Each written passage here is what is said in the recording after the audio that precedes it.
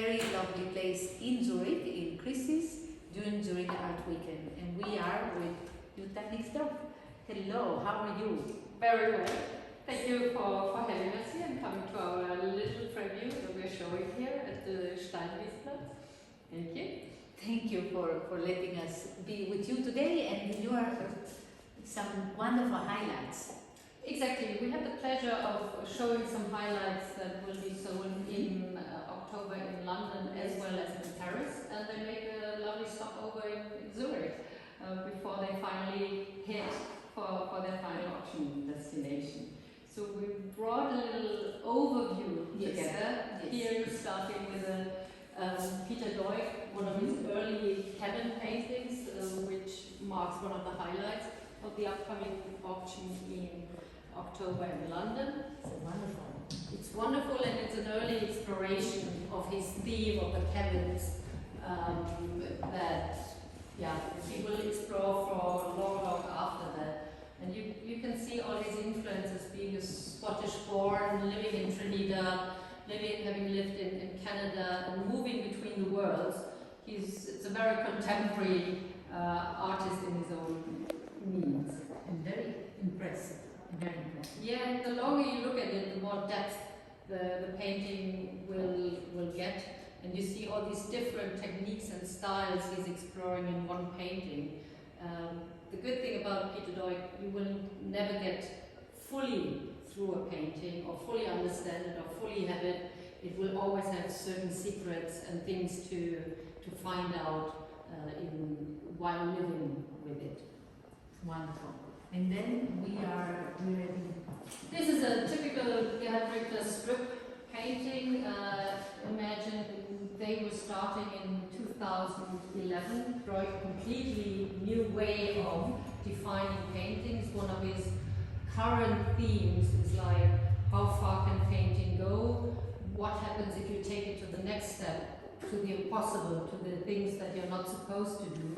And here he uses computer and refers to a painting, an abstract painting, which he did in 1990, and by manipulating certain parts of that abstract painting, by multiplying it, high-res it, mirroring it, computer manipulated, he created these impressive strip paintings. And many in Switzerland will probably remember that in 2014 they were shown in the Kunstmuseum Winterthur as one of the first presents of these strip paintings. So we're very happy to have one on view here. There is a nice Kirkeby from these wood series that we brought from the private sales, this way of our doing business, and very happy to show it here. This Danish artist who works a lot in the tradition of German paintings. He's very linked to that. The sublime landscape abstraction composition, it grows on you the while. It looks a bit dark, but you can see all the colors shining through in the bottom, in the top. Very impressive size, very good year, 1994. Again, the detail when you are nearby is incredible. Exactly. You go backwards, forwards, and you will always find something in it. Wonderful. Really. We're very honored to have a private Swiss collection represented here as well, with the largest Jean Art relief that ever came to market, to auction market, having shown it here. The composition itself comes from 29, where you can all see the surrealist elements in it, whereas the coloring came later in the 50s.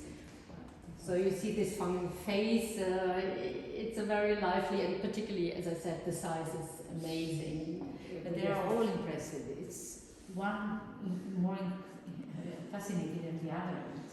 We would have loved to devote a whole wall to every of these paintings, but we're very happy to have them crowded on one wall, and they can stand there placed with each other. And here, this is, I would love you to guess who that is, because actually it's a very rare piece by Tangoli.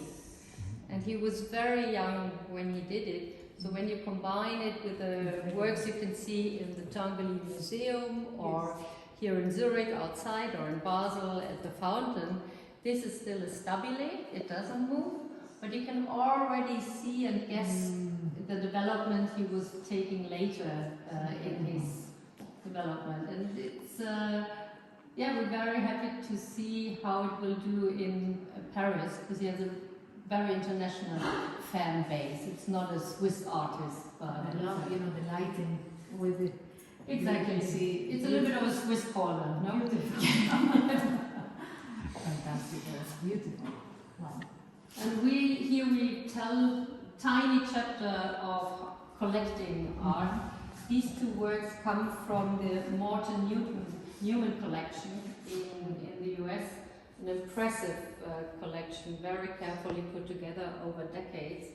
And these two works funnily come even from the similar year, 49 and 50, and they somehow have the same, little bit similar feel to it. You can understand how a collector who would love the Woman by Dubuffet also loved the Wools, where his taste comes from, and that's very interesting about collectors, like to follow their eye and their preferences, which makes it very interesting to present more works from one collection than just an individual piece. Indeed. So even by the frame, not that this is the most important part, but you can see it makes it very personal, you know. That absolutely. You can and he had an eye for rarity. I mean, Waltz, this German, little bit outside artist, did less than 100 paintings in his lifetime. They come so rarely to the market that it's really a treat to can work with it as closely as we can do it, and to have it, and to have it here in Zurich for the next days. We're very honored about this. Also, these women series from Dubuffet, this series he was only doing for 2 years. So again, very rare, and you can see the taste of the collector just by these two works. Love it, this combination of the stone, wonderful. And this time we're very honored not only to have paintings in our preview, but something very special. We are super honored to offer one of the best, if not the best, collection of pocket watches from a private Swiss collection. And there will, how many you said? More than 400 pocket watches are in this collection. It's the one of a lifetime chance to buy an impressive pocket watch, and that is a market who was a little bit slow in recent years. Like about 5 years ago, everybody was only interested in wristwatches. And pocket watches were not so much the favor of the day. But then things changed and people started again appreciation the pure craftsmanship that went into. In fact, if you see the details, it's incredible. One of these highlights you have, they are all, it's incredible, all of them. It's again the rules for pocket watches follow the rules of the market.